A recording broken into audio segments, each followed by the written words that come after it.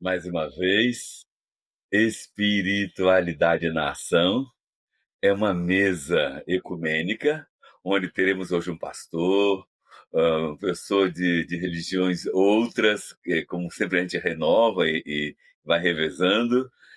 Com alegria, quero dizer, aqui é um espaço para conversarmos sobre a nossa ação enquanto motivado pelo Espírito para transformar o mundo. E fazendo isso, estamos ajudando o projeto de Jesus, que é construir um reino de Deus comprometido. Bem, aqui, portanto, hoje temos, com muita alegria, sendo retransmitido pela Pop TV do Rio Grande do Sul e a TV Sobradinho, também do Rio Grande do Sul. Sem contar outras instituições que retransmitem esse programa. Com alegria, queremos dar a todos os ouvintes da Pop TV e demais redes nosso querido abraço. E vocês todos que estão seguindo esse programa, dê seu like. Vamos fazer com que essa demanda, que é o debate da diversidade religiosa e o respeito ao diferente, chegue cada vez mais aos corações e às mentes. Vou chamar a Natália Demes, que vai dividir comigo hoje a apresentação.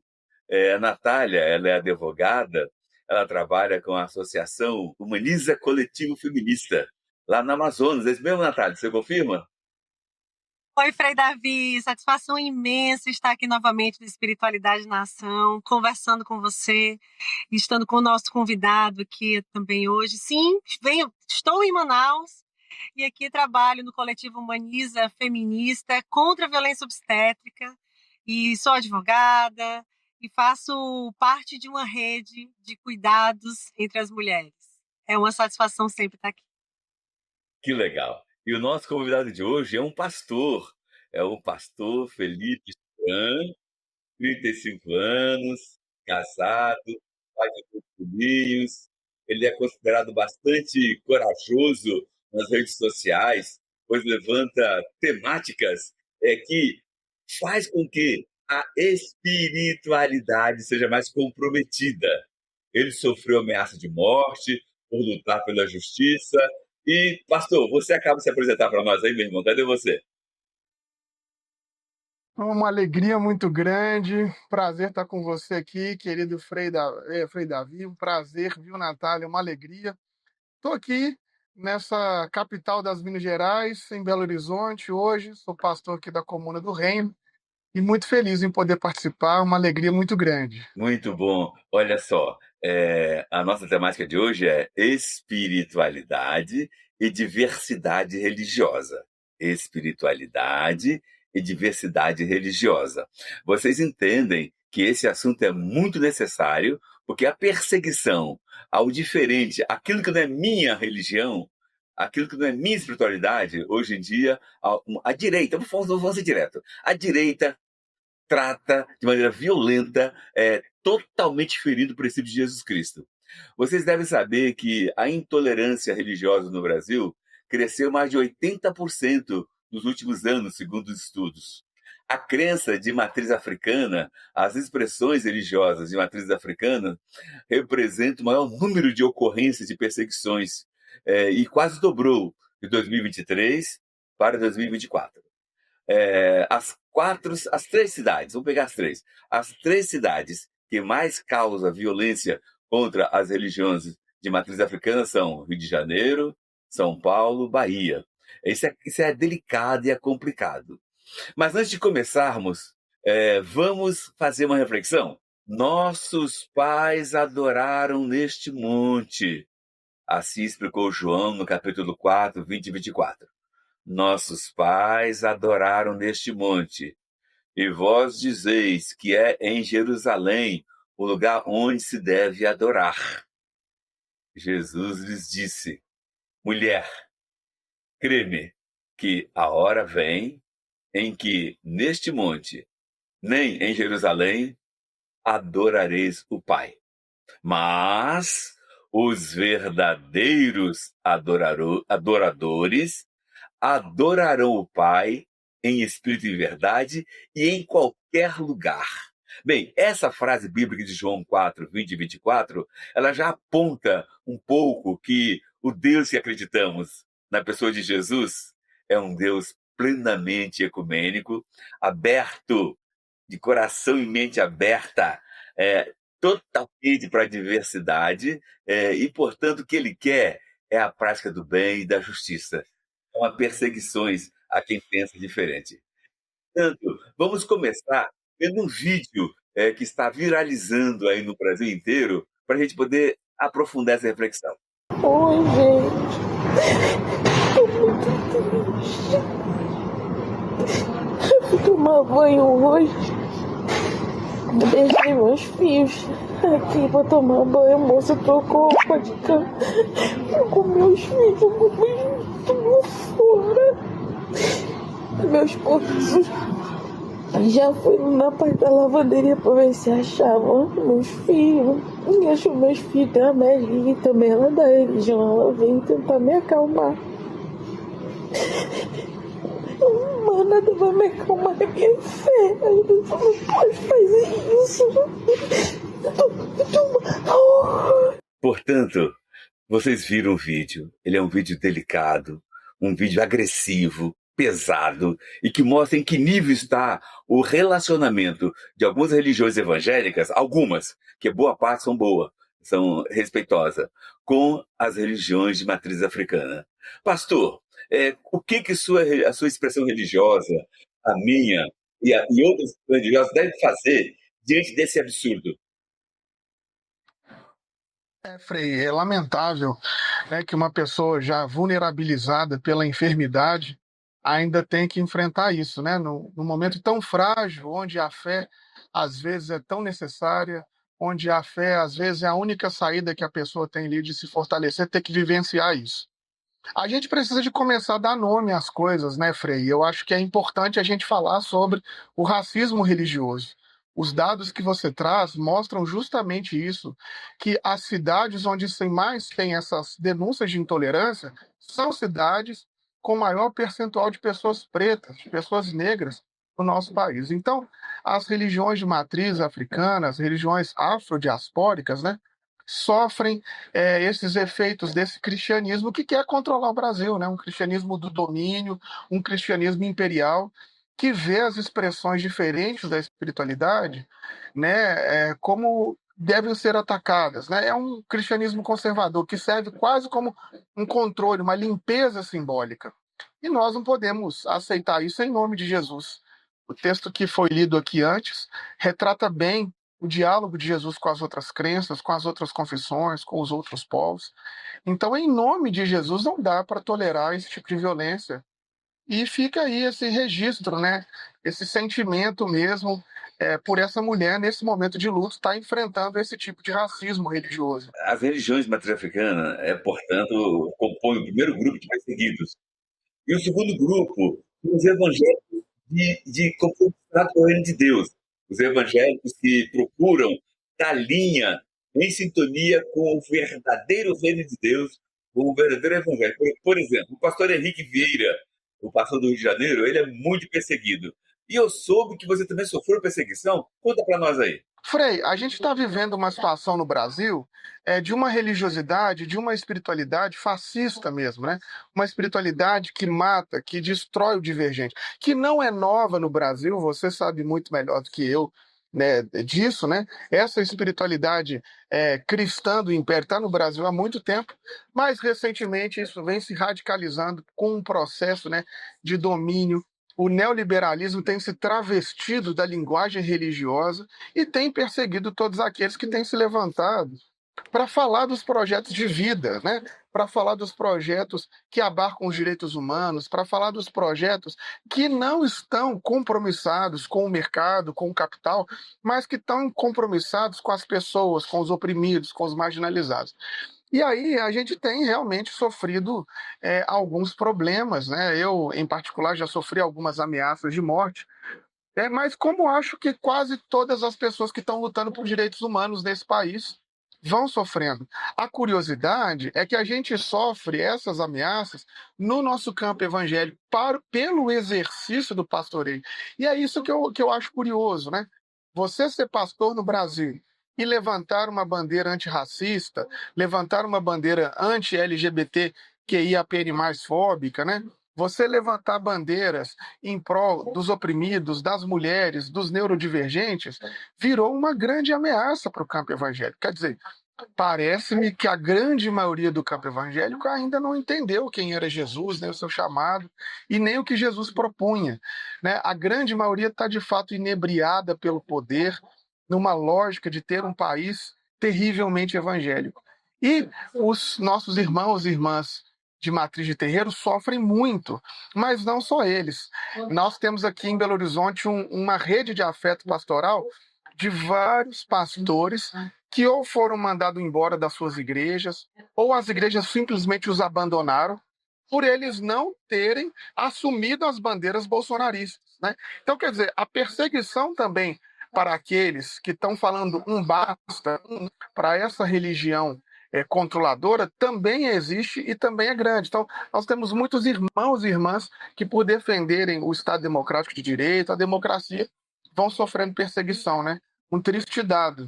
Pastor Felipe, eu vi o nome do seu canal no Instagram que chama Comuna do Reino. E eu achei sensacional a perspectiva de que não apenas você faz um embate a título em favor de uma democracia, da nossa democracia, em favor da liberdade religiosa, mas esse termo, Comuna do Reino, ele faz um recorte muito expressivo para posicionar o seu pensamento, inclusive a partir de uma versão de esquerda. Seria isso? É exatamente isso. Eu realmente acho que os evangélicos, na sua maioria, são desonestos quando falam que Jesus e o evangelho era de direita. Porque Jesus não tinha nada de esquerda e nem de direita, ele tinha um compromisso com a vida. Eu acho que é super importante a gente também falar que os evangélicos podem sim ter seus compromissos ideológicos com a esquerda, enfim, isso não é um problema. E a grande maioria dos membros da nossa comunidade, sim, estão mais ligados ao campo democrático, estão mais ligados aos pensamentos da esquerda, os pensamentos progressistas. Então é importante a gente afirmar isso, né? Enquanto a direita quer assenhorar o nome de Jesus para si, nós aqui, com nossa humildade, no nosso espaço, estamos dizendo, não, nós de esquerda também queremos falar do evangelho, queremos esse espaço dentro da comunidade cristã, né? Muito bom, muito bom. E olha, eu peço a você que está aí assistindo o nosso programa, dê seu like, tanto você que assiste ao vivo, como você que assiste depois. O nosso programa é um dos programas mais ouvidos depois do horário. E a gente tem assim, muita felicidade de saber que o povo tem assim divulgado intensamente. E você que está agora nos assistindo, vai fazer também essa divulgação com muito carinho. Mas olha só, nós, Espiritualidade Nação, pertencemos a essa novidade chamada Instituto Conhecimento Liberta, linkando, portanto, o Espiritualidade na Ação com o conjunto dos programas do ICL, Instituto Conhecimento Liberta. Você que está aqui no Espiritualidade não pode faltar na estreia do documentário Império Malafaia.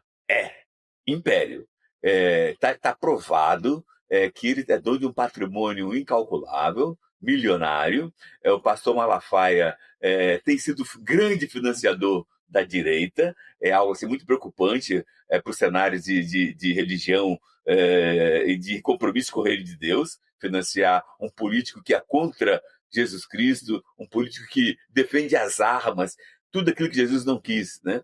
E o trabalho de pesquisa jornalística foi feito pela Juliana Dalpiva e o Igor Melo. Agora, o importante, a exibição é agora, quinta-feira, dia 29, às 20 horas. Quem vai apresentar é o nosso querido Edu Moreira, que vai fazer a apresentação com muita dedicação e muita garra, e com outros irmãos também. Agora, lembrar que o podcast sobre essa temática já foi assistido por mais de 400 mil pessoas. Portanto, veja aqui o link e reparta esse link para todas as suas redes. Esse programa, o Império Malafaia, vai ajudar muito a você, a mim e a todos nós que participam de alguma religião a debater mais sobre nossas religiões. Não podemos embarcar na fala dos nossos pastores, dos nossos padres, dos nossos líderes religiosos sem ter visão crítica. Mas, pastor, os evangélicos, especialmente os pentecostais, compõem a maioria da população de baixa renda. Aproximadamente 63,7% deles ganham até um salário mínimo. 28% recebem entre 1 e 3 salários mínimos. A face típica do evangélico brasileiro é feminina, negra e jovem, com 58% sendo mulheres e 59% sendo pretos e pardos. E mais, 60% dos evangélicos têm 14 a 44 anos, faixa super jovem, e, portanto, me preocupa muito como essa consciência desse pessoal é formatada por lideranças equivocadas. O ataque, portanto, às igrejas evangélicas, na sua opinião, é uma questão de racismo com a pessoa? Esse ataque é uma questão de ideologia? Por onde passa esse ataque, na sua opinião, irmão? Frei, e ainda somando aos dados que você trouxe, a questão de que provavelmente, pelas estatísticas, em 2035 serão mais evangélicos no Brasil do que católicos e provavelmente em 2050 serão a maioria da população, né? 50% mais um dessa população, se continuar com esses números, serão evangélicos. Sim, Frei, eu acho que a gente precisa de fazer uma distinção básica entre a cúpula dos evangélicos, que são esses gangsters da fé, como você acabou de citar, Silas Malafaia e tantos outros, Edir Macedo e companhia, que estão ali para fazer, de fato, um projeto de negócio, de dinheiro, de acúmulo de capital com a fé da população, que é essa população que você acabou de narrar, que é a população brasileira, que é uma população que está ali numa fé genuína. Então, nós precisamos de diferenciar a cúpula dos fiéis. E aí, quando a perseguição e a crítica é destinada aos fiéis, eu acho que passa sim pelo viés do racismo, do preconceito, principalmente da esquerda, que acha que pessoas que têm fé são intelectualmente reduzidas. Existe uma pseudo-esquerda intelectual branca que não conseguiu compreender as matrizes formadoras do nosso país e não conseguiu compreender que a religião, a espiritualidade, ela é uma matriz formadora do brasileiro. E que num país onde as políticas públicas deixam a população sempre tão abandonadas, as igrejas nas periferias, e não só as evangélicas, mas também as evangélicas, elas cumprem um papel muito importante de cultura, de arte, de solidariedade. Enquanto às vezes o Estado entra matando a juventude preta, quem está lá fazendo o velório, enterrando aquele adolescente que morreu, que a Dona Maria está lá chorando, é o pastor. Nos presídios, o pior que sejam, quem está lá todos os dias são os pastores e as pastoras. Então, existe um trabalho social periférico que a igreja faz, que a esquerda não faz mais. Talvez o que a sua geração fez, Frei, nas décadas de 60, 70, 80, por aí, na comunidade eclesial de base, do ponto de vista da espiritualidade, nós perdemos isso. E aí hoje, quem faz é a igreja. Porém, a igreja faz baseada nessa cúpula, que tem uma ideia o quê? De uma política neoliberal, capitalista, do domínio. É uma igreja que hoje não está mais preocupada com as políticas públicas, com os empobrecidos, como estiveram as comunidades eclesiais de base nos anos 70 e 80, mas hoje estão preocupadas em como fomentar ideias neoliberais. Por quê? Se vocês estão fazendo esse documentário mostrando como o Silas Malafaia apoia a política de direita, a gente também tem vários números mostrando como os países do norte, principalmente os Estados Unidos, estão injetando dinheiro no Brasil, nessas políticas e nessas igrejas de direita para fomentar esse tipo de conteúdo, para fomentar esse tipo de igreja. Então nós vivemos sim um processo de racismo contra as igrejas, em razão do que as cúpulas fazem, mas nós precisamos de entender a diferença entre a fé genuína das pessoas, homens e mulheres, gente simples, que estão ali na lida da vida, tendo a igreja como um espaço de acolhimento, do trabalho, desse trabalho de gangster que fazem os donos das grandes empresas da religião, Frei? Pastor, que bom ter você conosco, nosso horário está esgotando. Quer fazer sua mensagem final e botar suas redes sociais? Muito obrigado pelo convite. Estou muito feliz de ter participado aqui do Espiritualidade na Ação. Muito obrigado, Natália, pela gentileza também. Um privilégio muito grande. Agradeço aí ao ICL por esse espaço de vocês aqui. Meu nome é Felipe Gibran, né? Aí com I e 2 L's, você me encontra aí nas redes sociais, Instagram, no YouTube. Uma alegria muito grande. E espero que você que é de esquerda, que você que é de luta, que de repente teve alguma decepção com a sua espiritualidade em razão desses anos sombrios que nós estamos vivendo dentro da igreja, que você consiga diferenciar Deus desse processo nefasto que a cúpula da igreja está fazendo e, quem sabe, encontrar um novo caminho de reconciliação com a sua espiritualidade, porque a espiritualidade também é um processo importante na luta. Então, um beijo muito grande para todos vocês e obrigado pelo convite, pela gentileza, Frei. Muito feliz em participar. Valeu, pastor. Veja só, nesse momento de final de programa, acabou de chegar uma notícia bombástica.